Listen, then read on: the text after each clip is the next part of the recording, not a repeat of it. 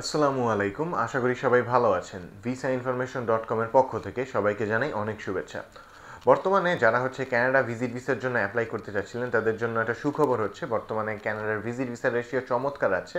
So আপনারা যারা কানাডার জন্য অ্যাপ্লাই করতে চান তারা বর্তমান সময়টাতে কানাডার ভিজিট ভিসার জন্য অ্যাপ্লাই করতে পারেন, কজ আপনারা বর্তমানে ভিসা অ্যাপ্রুভালের সম্ভাবনাটা সর্বোচ্চ পাবেন। এখন ব্যাপার হচ্ছে, আপনার এই ভিসা নিশ্চিত করার জন্য কয়েকটা ব্যাপার আপনাকে খুবই যত্নশীল হতে হবে। এখন তার মধ্যে একটা ব্যাপার হচ্ছে, আপনি যখন আপনার ডকুমেন্টস রেডি করবেন, আপনার ট্রাভেল প্ল্যানটা আপনি আসলে কীভাবে সাজাবেন, অর্থাৎ কোন ধরনের travel plan basically visa approval হওয়াতে সহায়তা করছে, ওই ধরনের কিছু ইনফরমেশন বা টেকনিক আপনাদের একটু বলার চেষ্টা করব। সো যারা কানাডার জন্য অ্যাপ্লাই করবেন তারা অবশ্যই এই ভিডিওটা সম্পূর্ণ দেখার চেষ্টা করবেন। সো ফার্স্ট অফ অল, যে জিনিসটা, আপনারা যখন কানাডার ভিজিট ভিসার জন্য অ্যাপ্লাই করছেন অবশ্যই আপনাকে একটা প্রপার ট্রাভেল আইটিনারি বা আপনার ভ্রমণ গাইড যেটা বা ভ্রমণের প্ল্যান যেটা, ওটা কিন্তু করতে হবে। এখন সেক্ষেত্রে কিভাবে আপনি করবেন সেটা আপনার একটু নলেজ রাখা প্রয়োজন। এখন ব্যাপার হচ্ছে, আপনি যদি একটা ইনভাইটেশন দিয়ে অ্যাপ্লাই করেন তাহলে কিন্তু এক ধরনের ট্রাভেল প্ল্যান হবে, আর আপনি যদি অ্যাজ আ ট্যুরিস্ট বা উইদাউট ইনভাইটেশন হোটেল বুকিং দিয়ে অ্যাপ্লাই করেন তাহলে কিন্তু এক ধরনের ট্রাভেল প্ল্যান হবে। সো আমি দুটাই একটু সংক্ষেপে ধারণা দিব। প্রথমে বলি, আপনি যদি ইনভাইটেশন দিয়ে আপনার ট্রাভেল প্ল্যানটা কীভাবে সাজাবেন। এখন হচ্ছে, ইনভাইটেশনের মধ্যে কিন্তু আসলে মেনশন থাকতে হবে আপনি কী উদ্দেশ্যে যাচ্ছেন, কোন দিনে যাচ্ছেন, কোন দিনে ফেরত আসবেন, এই ধরনের একটা ব্যাপার কিন্তু ইনভাইটেশনের মধ্যে এই ইনফরমেশনগুলো থাকতে হবে। সো আপনার ট্রাভেল প্ল্যানটা ওই অ্যাকর্ডিংয়ে হতে হবে। এখন আপনার ইনভাইটেশনে কী উদ্দেশ্যে দিচ্ছে, ওই অ্যাকর্ডিংয়ে প্ল্যানটা কীভাবে সাজাবেন।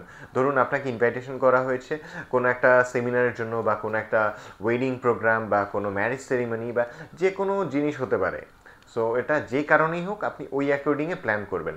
সো আপনি ওই অ্যাকর্ডিংয়ে প্ল্যান করবেন, যে ডেটে আপনার ওই প্রোগ্রামগুলো, ওই ডেটে অবশ্যই আপনি কোথাও ঘুরতে যাবেন এটা মেনশন করবেন না। ওই ডেটে যে আপনি যে প্রোগ্রামটা থাকবে, ম্যারেজ সেরিমনি থাকলে আপনি ম্যারেজ সেরিমনি অ্যাটেন্ড করবেন, ওটা সেলিব্রেট করবেন। এভাবে থাকলো আপনি যদি এই ধরুন কোনো নিউ ইয়ার সেলিব্রেট করতে করতে যাবেন কানাডাতে, সো ওই স্পেসিফিক ডেটে ওই নিউ ইয়ারের কথা কোথায় সেলিব্রেট করবেন এই জিনিসগুলো মেনশন করবেন। সো মোট কথা, আপনি আপনার ইনভাইটি যে প্রভিন্সে বা যে শহরটাতে থাকছে, আপনি অবশ্যই শুধুমাত্র ওই শহরের আশেপাশের কিছু প্লেসেস ঘোরার জন্য অ্যাড করবেন, এবং অবশ্যই সে ডেটটা হবে ওই যে প্রোগ্রামগুলো থাকবে তার আলাদা ডেটে। সো এভাবে আপনি এবার ট্রাভেল প্ল্যানটা করতে পারেন। আর একটা ব্যাপার হচ্ছে, আপনি অবশ্যই যদি অন্য কোনো সিটিতে ঘোরার কোনো প্ল্যান অ্যাড করতে চান অবশ্যই, তাহলে কিন্তু তার সাথে একটা হোটেল বুকিং দিতে হবে। বিকজ আপনার ইনভাইটি তো আর ওই শহরে যে এসে দুইভাবে গিয়ে ট্রাভেল করা বা থাকা এটা পসিবল না।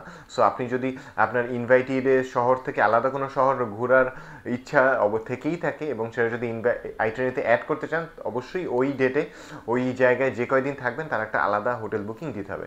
আর যারা ইনভাইটেশন ছাড়া অ্যাপ্লাই করবেন তারা অবশ্যই আপনার হোটেল যেখানে বুক করা থাকবে ওই হোটেলের আশেপাশে, বা আপনি দেখবেন যখন প্লেসেসগুলো অ্যাড করবেন একদিনে ওই প্লেসেসগুলো ঘুরে আসা পসিবল কিনা, যদি পসিবল হয় তাহলেই আপনি অ্যাড করবেন।